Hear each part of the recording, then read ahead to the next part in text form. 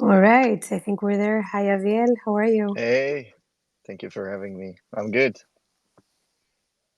Great. Well, I'll start with a quick intro and then I'll leave you guys to the interesting discussion. So, I'm Alex from the team here at Wilco. As many of you know, Wilco is a platform for engineers and engineering teams to upskill and grow their soft skill, their hard skills, and in the world of development. Today, we're hosting Aviel Lazar as part of our Tech Lead um, series, where him and On are going to have an interesting discussion about engineering career growth. And before I let them go to it, I'll just give a quick intro to Aviel. So, Aviel, first of all, thank you so much for joining us. Above everything, he is the father to Karen and Adam and husband to Dana. And he's also an engineering leader, motivated by building impactful products and creating an environment for people to be their best. Over the past decade, he's built and led a 70 people engineering team at Chegg and in Israel, and he's currently overseeing the entire site.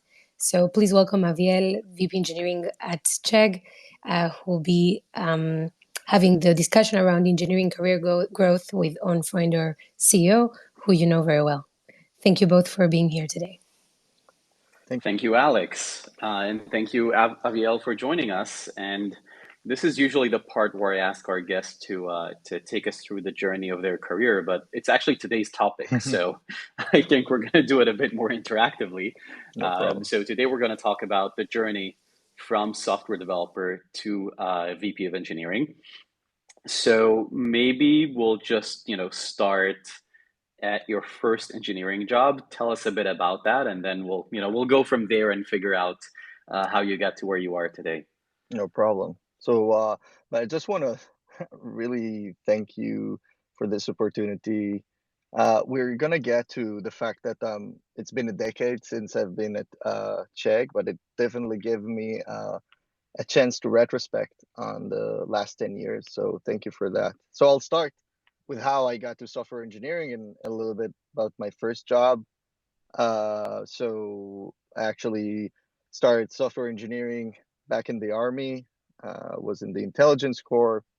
Uh, after let's say graduating or finishing my service, I went to the Technion, probably as everyone, as some of the people that are familiar with the Technion is one of the technology institutes here in Israel. But right at the beginning of the first year, I understood that it's a little bit too theoretical for me. I connected with a couple of co-founders in the computer labs, which they started to and founded eventually a startup company called Delver, um, where I was the first one of the first employees in that company, coming to basically my expertise back then was building crawlers for the internet. So that was my first role in the industry for basically being a software engineer, building crawlers in the internet. Really cool. And today you just ask ChatGPT to write a crawler for you, but back then you actually had to do real work Wow. to make it happen. Yeah, definitely. And yeah, we had those kind of uh, basically alerts that would tell us when the page would change, and then we would go ahead and manually change the code to understand if we need to crawl it differently. Definitely, I could see this whole thing automated with Auto GPT, that just like entire teams of web crawlers that can be automated. Definitely. Super interesting. So you were at Delver. Delver got acquired. We're not going to delve into that because we covered that in the previous episode with Farhan. Um, but I guess you did stay for a while at the acquiring company. Mhm. And what was your next step? So my next step is, I guess, after feeling a little bit of the kind of the feeling of a big corporate, it was I really missed the kind of um, entrepreneurial bug, or basically the startup bug. So me and my group manager back then, We co-founded a startup. We based back then. We was not called a seed, but we kind of raised a little bit of money. And I would say it was a year of basically a university of how to be an entrepreneur and startup. I think in that year, I fell in love with with the mobile engineering and the mobile basically space. It was that hot back then in 2011, just as AI is hot right now. So I had the opportunity to go ahead and build a product, find kind of my passion in engineering kind of apps, and the startup itself, it was, you know, it was more of like back then it was a social app, you know, a lot of people went and built that, but I think for us and for me specifically, what I've gained from that perspective is at first like meeting a lot of people in the community of entrepreneurs in Israel. That was one gain. The other one is like understanding what are my strengths and what are not. And then the other uh, thing is falling in love in just mobile engineering back then. So that was my next stop. And right after that, I met.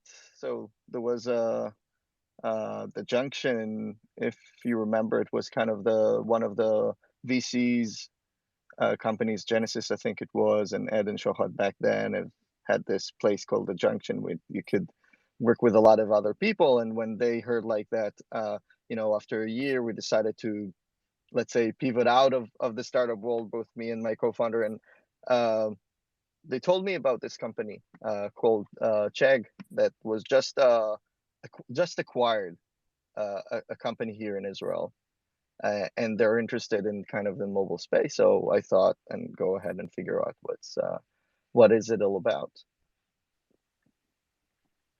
Really cool. There's a lot to be said about, specializing, going deep into mobile development versus going wide with a wide array of skills, but that's a topic for a different conversation. But I know you were also organizing developer meetups, specifically iOS developer meetups around that time.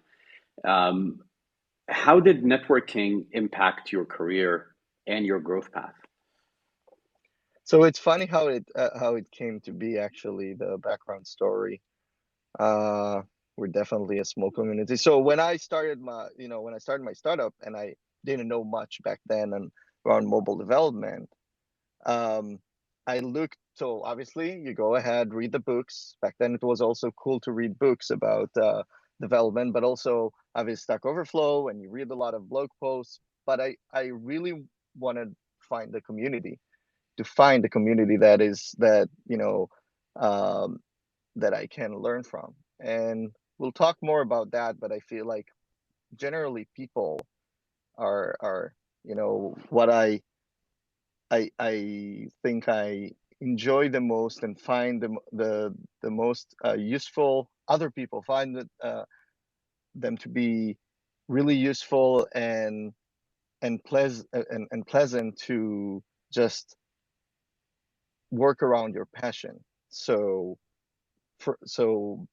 when I thought back then, when I found there is an iOS community, I started joining those meetups, and there were a couple, but then it subsided, and it basically was gone. Back then, who organized it was I think Ori Goshen, now the CEO of A21 Labs.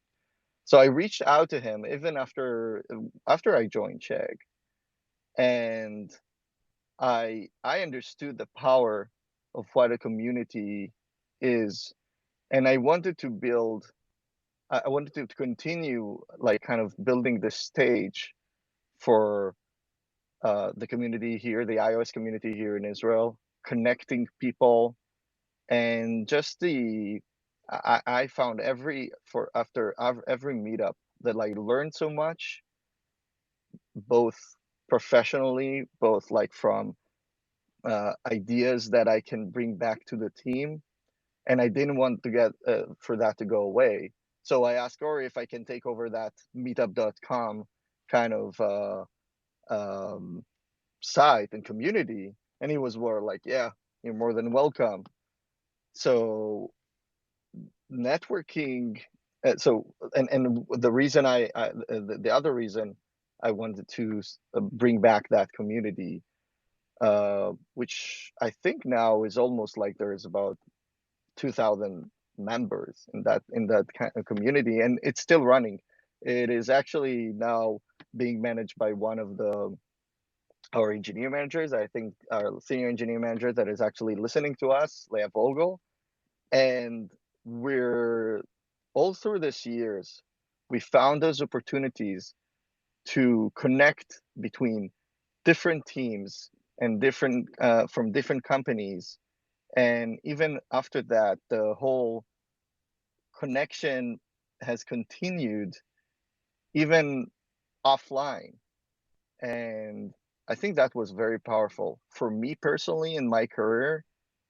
Yes, networking was a very, like, I can't say that I'm a kind of this networking beast that, that's what I do, that's what I like to hang out in the net, like, I don't hang out that as much maybe as I used to, but is like, I think when there is a topic that I'm really, really excited about, I don't mind like just taking the microphone and talking about it, and even organizing and doing everything just so people can connect to other people and improve themselves just by this connection. It's interesting because it's very similar to how, they say that the best founders are trying to solve their own itch or scratch their own itch. Yeah. Um, and it seems like this is also true for people who are creating or moderating communities. You're starting with your own niche, and eventually it turns into something big. If you can, if it's something that actually appeals to many people, and definitely an iOS meetup, an iOS developer meetup is something that appeals to a lot of people.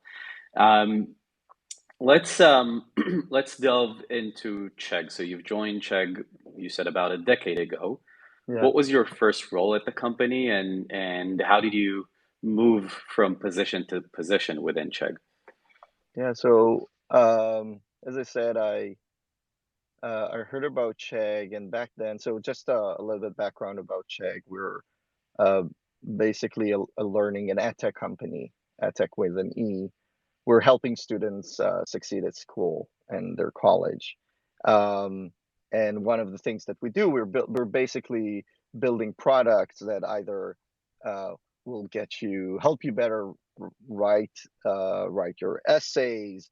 If you are getting stuck in some questions, if you want to evaluate yourself, if you're proficient in some subject, we have all this product. We are managing uh, a whole set of freelancers who are experts in biology, physics, chemistry, whatever it is.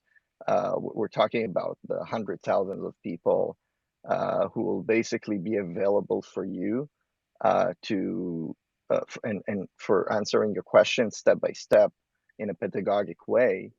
In addition to many other things that we do, whether it's when you graduate and you want to focus on the skill. So all of that didn't exist back then. Some of it did, but the mission never changed. The mission is to help students save time, save money, and get smarter. And that's what appealed to me.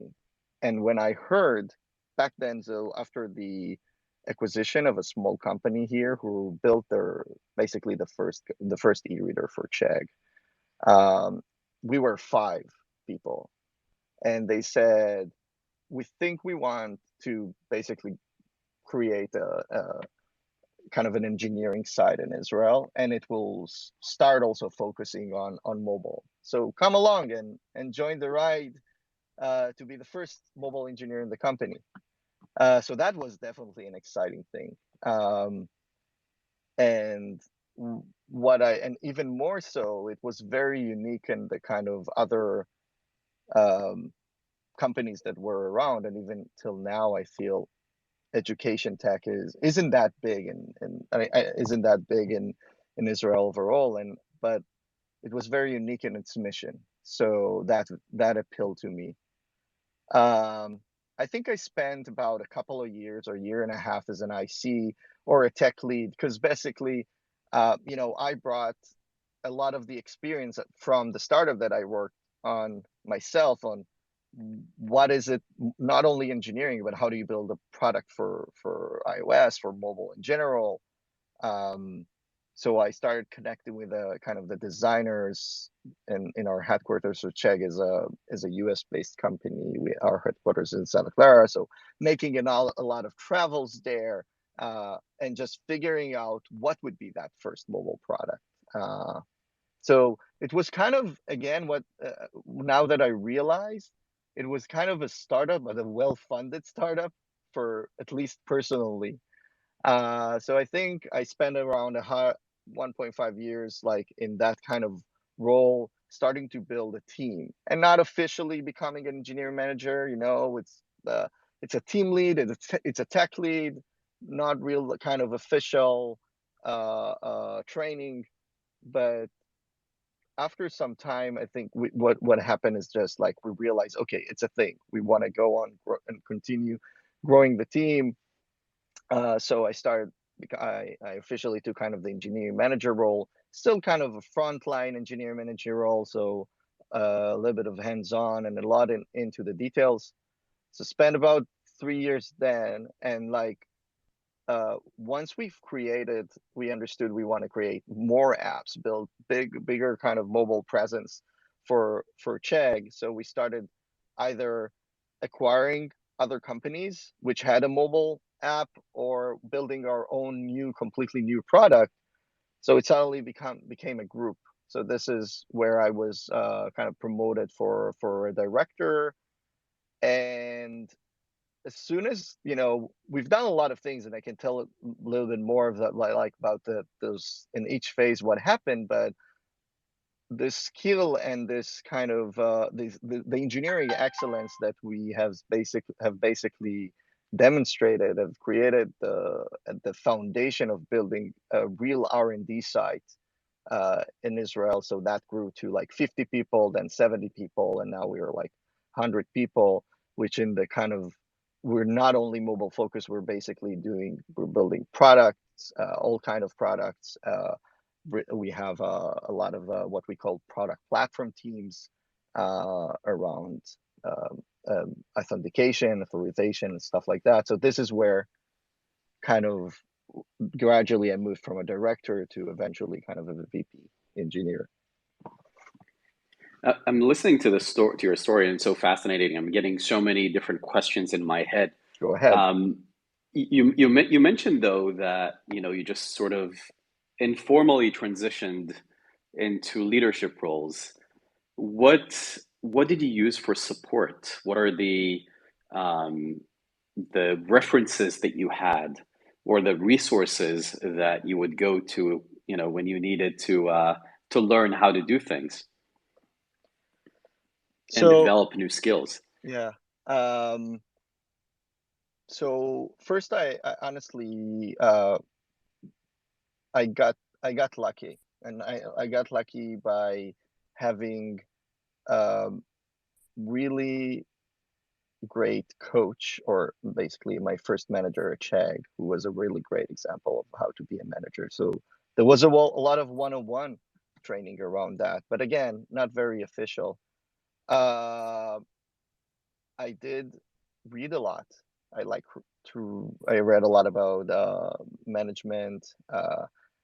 The whole I have a good friend, who's maybe some of you know, is called Oren Ellenbogen. He has this amazing newsletter that he's publishing about engineering management and software leadership as overall. Had a lot of conversation with him, and a lot of conversation about the topics that he shared basically each week. So it was, for the first, for the frontline manager, a lot of like kind of not the formal stuff. It was like a lot of reading and figuring it out a little bit, making lots of mistakes, honestly. But but somehow, and learning from those mistakes, and I guess, how much you need, how much freedom, obviously, and how much you want to, you still think you're kind of the classic one, the best coder in the team, uh, and you're not. And it doesn't matter if you are or not. Your role is right now is to take care of your growth of your people, and make sure you connect with other, with the product, with design, with leadership, to understand we're actually delivering the right thing. So it was a lot of fine tuning in the beginning. Good question. Really cool. And one thing that that is coming up through your story, a pattern that I see often, is unofficially holding the position or the responsibilities for a while until you get the formal recognition or the formal promotion that comes along with it. You mentioned luck, the word luck, when you said that you were lucky to have a really good mentor as your manager. How is luck factored into your career growth in general? There was definitely an element of luck, and I would say, I think Jim Collins, who's kind of the author of From Good to Great, and another couple of really great business books, um, is talking about like the concept of who luck, not just like being lucky, but who are who luck is like the people who give you the opportunity, they invest in you, they they let you, they they basically believe in you, and can change or propel your trajectory. And that's what I felt all along, at Chegg, uh, first with both with my site leader back then, Shahaf, and the CTO of the company after that, um, that basically I was lucky to work with such great leaders that gave me the opportunity, coach me through this, and even let me fail, but let me fail in a way that it's not that harmful. Um, so I think that is definitely the one lucky thing. The other thing is, I feel I had, and I still have. I think we're able to bring a lot of great people to the organization, which make it I feel lucky to have them with me, um, because it's easy to imagine their potential, and if you have people that report to you that can grow, then you can grow. You always need that kind of foundation, uh, and kind of your in the people that report to you, in order for you to be able to grow. Otherwise, you'll be stuck doing their work. This is my main takeaway so far. The growth of your team is the one supporting your growth, or your growth depends on being able to grow others. Um, and it's something that I've seen in my career, again and again, but you've articulated it so well. Um, you you mentioned failing, Hmm. which to me is a really important topic. The ability to fail safely is just so phenomenal. And if you have that, you have that support from your managers. If you know that you're able to do things that might not work and it's okay, and then that I think is the most important path towards growth. I think, So just to add to, yeah, just to add to that topic, and I think the in my experience, when and this is a core value, definitely, that I learned through my career. When I feel true partnership with the people, with my managers, with the people around me. You're doing your best, and they are doing the best for you. You're always trying to find the win-win. So if if you're failing, they really know you did the best, because you established this kind of level of trust, uh, and that is the most important thing. As a manager, you need to work on, like, this concept of trust building, and then that definitely creates the environment that is safe to fail, and is what can be your boost to grow. So important and so true. Tell me about some of the things that if we're talking about lessons, the things that you've learned as you moved on from one position to the other. You mentioned at least three transitions within Chegg. What are some of the key learnings that you had across these promotions? So one I can definitely say that sometimes I try to imitate other people's style of management. And the one thing I found out through the years, that I have my own style of management, and you need to find it. It takes time. But you can't be like, you can look at great managers, but it has to fit also with your personality. So if someone is very, let's say, authoritative, but he knows how to do it in a way that doesn't make other people uh, feel bad. He can do it because it's his personality, but not necessarily if you do the same thing around. Like, if there's the whole concept of servant leadership, and being very, like, supportive to the people you report to.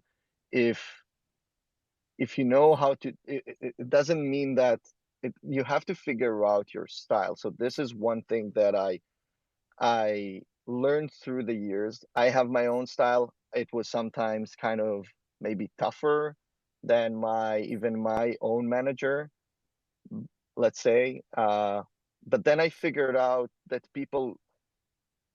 what is very clear to me, and what is obvious about me, and if you know me, and this is one kind of the quirks that I let people know when they start reporting to me. I'm very transparent. I'm, as what you see is what you get. I don't play around. If I'm mad, even if I'll try to hide it, you'll see it. If I'm happy, if I'm excited, you'll see it. um and it's just like, I found out that when I'm true to myself, and I am clear with expectation, with my quirks, but I'm being myself, this is where I lead the best. And I think the one of the other lessons that I learned is kind of the difference between management versus leadership. And first I found out that, and there is a saying that leadership can come from everywhere. So figuring out the seeing how can you frame, even for people, the the thought of, hey, you're a leader. You don't have to be a manager, but you definitely can be a leader in your area. um, and you can do that either across, let's say, a domain, across the company. um, this is, again, something that I learned in order to be a better manager, and grow the people that report to me, seeing their potential. Have this concept that I like, kind of figuratively try to tell my people, is like, you're the director, kind of like the film director of your team, and your team is the stars. Some of them are lead stars, some of them are like kind of second stars, but they're stars, and you need to understand their their strengths and figure out and build stages for them. You can envision, and this is like something that I learned about myself through the years, that I can envision uh, the potential in people before they see it in themselves. And what, by the way, helped me do this, and I'm a little bit maybe sidetracking this, one of the concepts we brought to the company is the kind of Clifton Strengths Test. So I don't know if you know this, but basically they've tried to, through Gallup, they try to map like 34 different strengths that I was like totally like very skeptical that any kind of test or survey you take would map like your top 5 strengths. But basically, once you do this kind of survey, you get your top 5. Again, was totally skeptical. The first one was that I got was a developer and not a software developer. A developer is someone that actually sees the potential in people and enjoys. My strength is to enjoy find this potential in people. And I could never put my finger on this until like the kind of this test. And by the way, all the people in the company are doing this Clifton Strengths Test. It's on their desk. People know how to talk to each other and basically leverage those strengths. And each strengths have the light and the dark side of the strengths. And this has definitely helped me to understand different people in my team have different, obviously, motivation and drive. And I need to find, and I am this like kind of director that needs to find whatever fits to their strengths, because then they are their best. It's really interesting. You gave me something to look up after we finish here. Being a developer, like you said, not a software developer, but a developer of people. And you've already mentioned several times supporting the growth of your team members. How do you do it today? How do you support the growth of your engineers? What are the most important things? If you could do just a 2 bullet point kind of checklist for managers on how to best support growth, what would the 2 or 3 top items be? I would say the first thing would be actually invest in your managers. And the one thing that we're doing today that I think we didn't do in the past, and it is so beneficial, is actually doing this kind of formal training, but plus creating this community of like first-time managers in the company. And it's like a very tight community. It's like, let's say, I don't know, 5, 6 people who just got their engineer manager title, and creating and forming this community, plus giving their this formal training. I think this is what we're doing now, and which we haven't done in the past. And this already creates the environment for your managers to understand how important it is to invest in your people. So funny, it's not directly about the people. Just make sure that if you're a manager, ask to be part of this, like get this formal training and ask to get this mentorship on how to grow your people. And I think so. This is the first one. I think the second thing that we're doing, there's playing to this concept of strengths. We have a consistent discussion.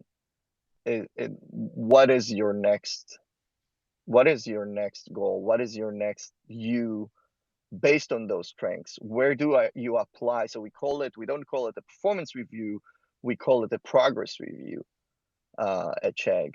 And we basically talk about where were the places you shined, where were the places you felt like the flow, if you know what I mean, this term, like where you're in the zone. And are there any other places that you feel you can apply it to, to different areas or to your next thing?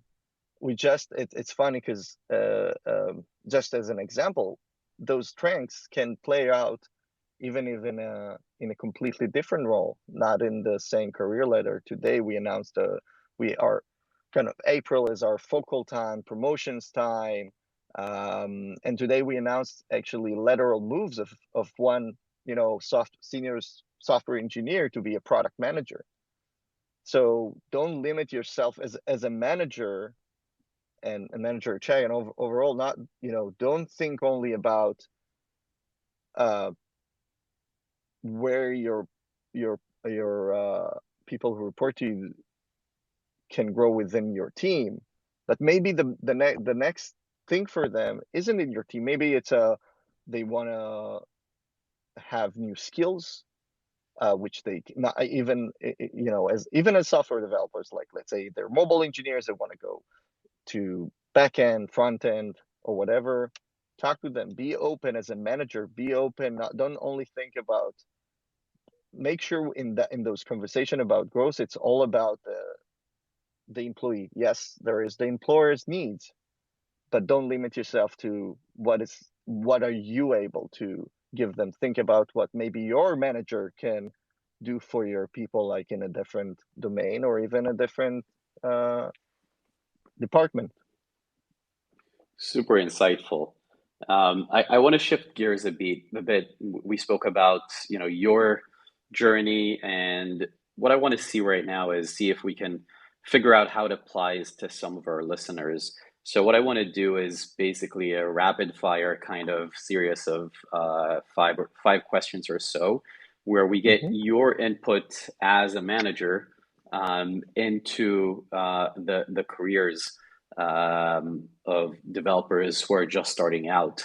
And for those of you listening, after we do that, we'll be more than happy to open the stage for questions from the audience. So let's go ahead and start. Let's say I'm just starting my career today.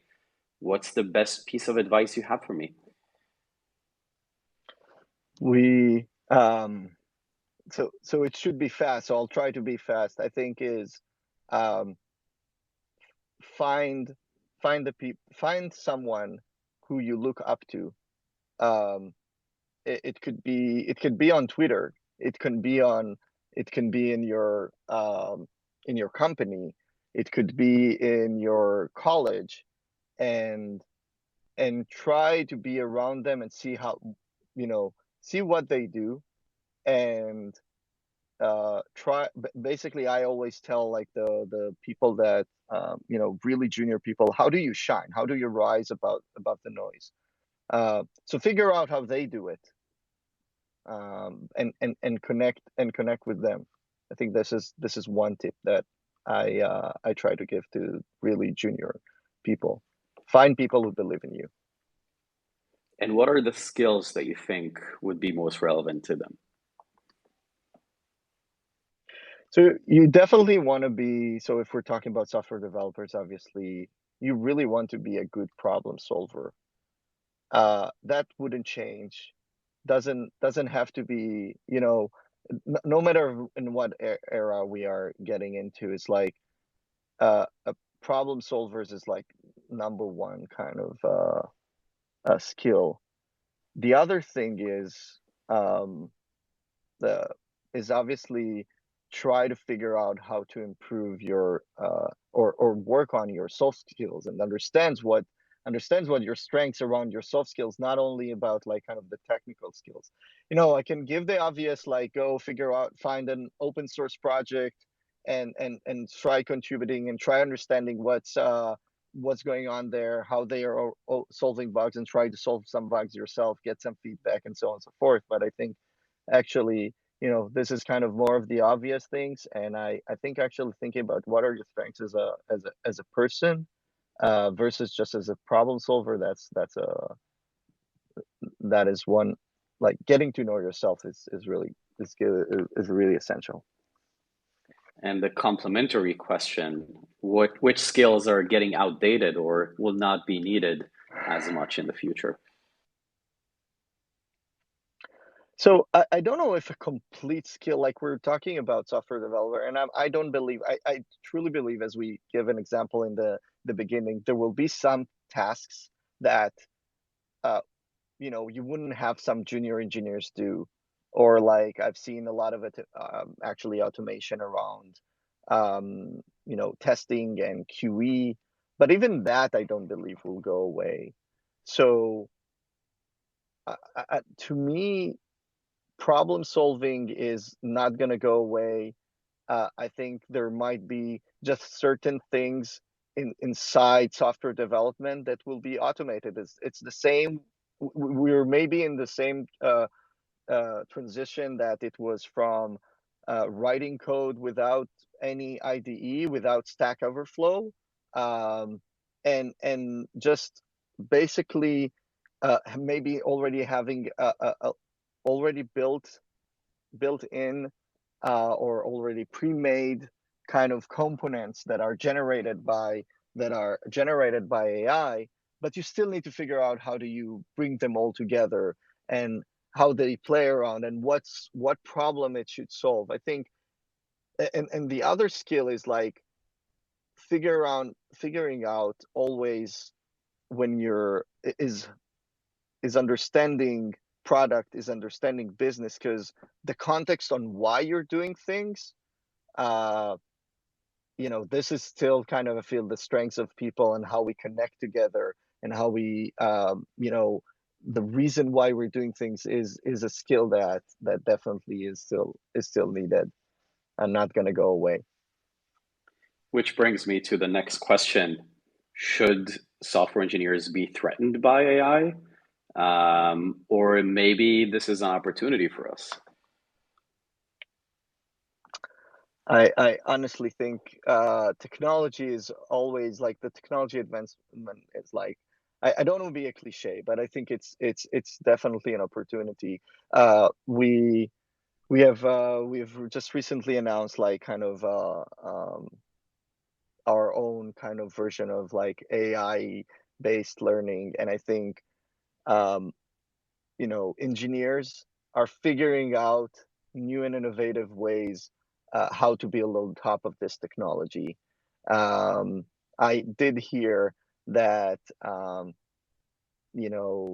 GPT is like kind of the assembly for what assembly used to be in the beginning of like computer science, where it's like basically the raw building blocks, and on top of that you need to build like very specific and special skills around it.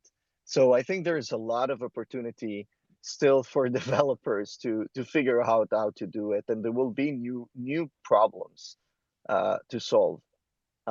Maybe some problems will be solved for us, but there will always be new problems to solve in as software engineers. But I think a more well-rounded, a business engaged software engineers, understanding the why. One last question from my end before we open this up. Um, if you had to go back 20 years and talk to your younger self, and just say one piece of advice, what would that be? I think there is no, like, there is this kind of intuition when you feel you're in the right place, where you feel you're in the zone, in the flow. Make sure you try to always optimize uh, to this kind of feeling and go with your intuition. It's like it never failed me when I was surrounded by a great group of people trying to create a product and solving problems and feeling like this warm fuzzy feeling that it's you know you're feeling 200% engaged in what you're doing. So And when you're starting to ask yourself, and when you're starting to feel not like that, well, not for a week, not even maybe for a month, but for a longer period of time, then maybe it's the time for you to move on. I think recently we interviewed our own CEO, who's like almost 15 years in the company, and him himself, like before that, had startups and many startups. He would never think about uh, um, staying in the same company for 15 years, myself included. Like to be in a place for 10 years, I wouldn't think about it that would happen. Before that, I was like 2 years in one place and 2 years as like a quiet startup and then another startup. But just as long as this new year every year is not the same like the other, and you still have this warm and this feeling that you want to be 200% engaged into what you're doing, then you're in the right place. Awesome. And this is the point where I hand the stage to our audience and see if there are any questions. I always get the mechanism wrong, but there's some way I, as a speaker, cannot see it right now, but there's some way for listeners to ask for speaking permissions. And if you do that, we'll be able to give you speaking permission so you can ask Aviel a question.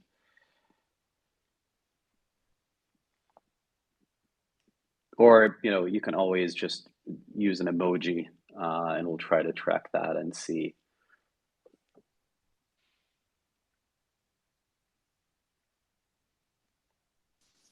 In the meantime, while we're waiting, I will say that this was really insightful for me. I took a lot of takeaways from it, including a very specific one about the. Did you say it was Clifton test? Yeah, Clifton Strengths Cool. test. Strength. All right, this is definitely something I'm going to look up. And the other thing that really hit home with me was supporting the growth of your team as the mechanism to grow yourself, or as the prerequisite to being able to grow yourself. Cool. So Alex, are we seeing requests for speakers? No, not seeing anything. But All right.